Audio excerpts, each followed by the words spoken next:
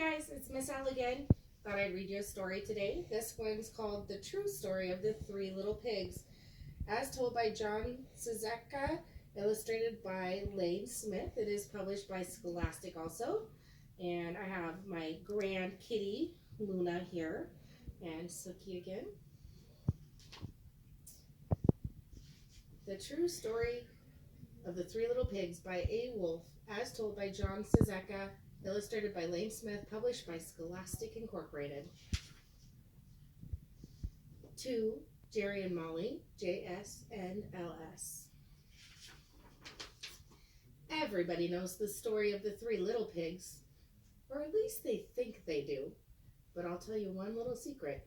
Nobody knows the real story, because nobody has ever heard my side of the story.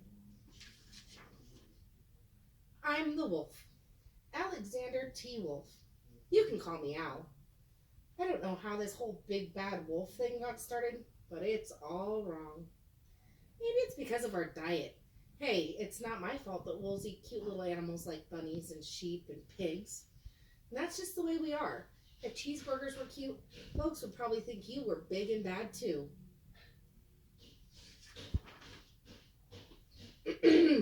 But I like to say the whole big bad thing is all wrong. The real story is about a sneeze and a cup of sugar. This is the real story. Way back in Once Upon a Time, I was making a birthday cake for my dear old granny.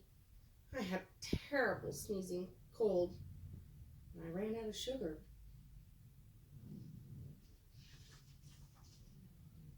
So I walked down the street to ask my neighbor for a cup of sugar. Now, this neighbor was a pig. He had built his house out of straw. Can you believe it? I mean, who in his right mind would build a house out of straw? See the straw house over there? So, of course, the minute I knocked on the door, it fell right in. I didn't want to just walk into someone else's house, so I called, little pig, are you in? No answer. I was just about to go home without the cup of sugar for my dear old granny's birthday cake. And that's when my nose started to itch. I felt a sneeze coming on. Well, I huffed and I snuffed. Achoo! And I sneezed a great sneeze. And you know what? That whole darn straw house fell down. And right in the middle of the pile of straw was the first little pig, dead as a doornail. He had been home the whole time. Well, it seemed like a shame to leave a perfectly good ham dinner just lying there in the straw, so I ate it up. Think of it as a big cheeseburger just lying there.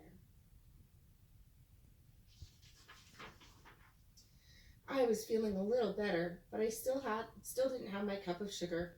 So I went to the next neighbor's house. This neighbor was the first little pig's brother. He was a little smarter, but not much. He had built his house out of sticks. I rang the bell on the stick house. Nobody answered. I called, Mr. Pig, are you in? He yelled, go away, wolf, you can't come in. I'm shaving the hairs on my chinny chin.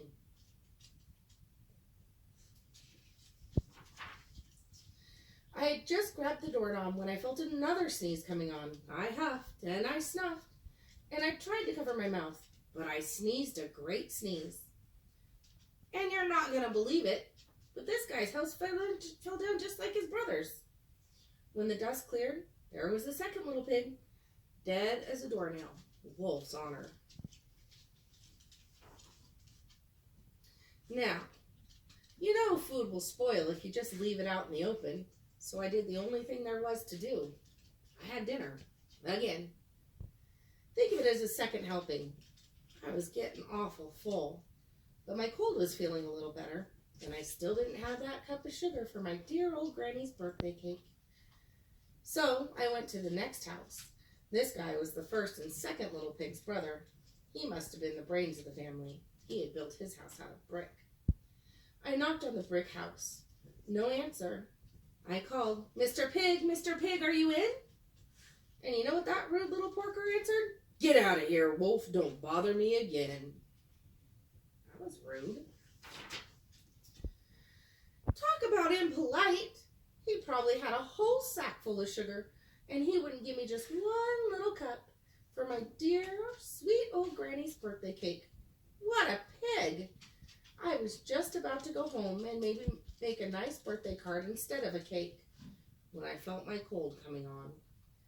I huffed, and I snuffed, and I sneezed once again. Then the third little pig yelled, "And your old granny can sit on a pin." Oh, he doesn't look very nice.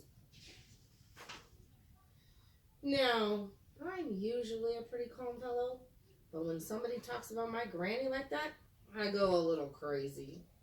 When the cops drove up, of course, I was trying to break down the pig's door, and the whole time I was huffing and puffing and sneezing and making a real scene.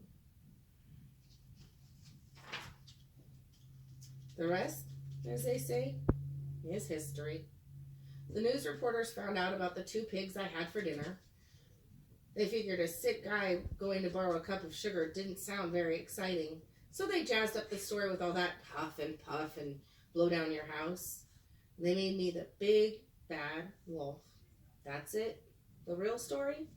I was framed. But maybe you could loan me a cup of sugar? The end. I like this story because we all hear the 3 little pigs and it is the big bad wolf, but hearing his side of the story is a little bit different than the way the pigs tell it.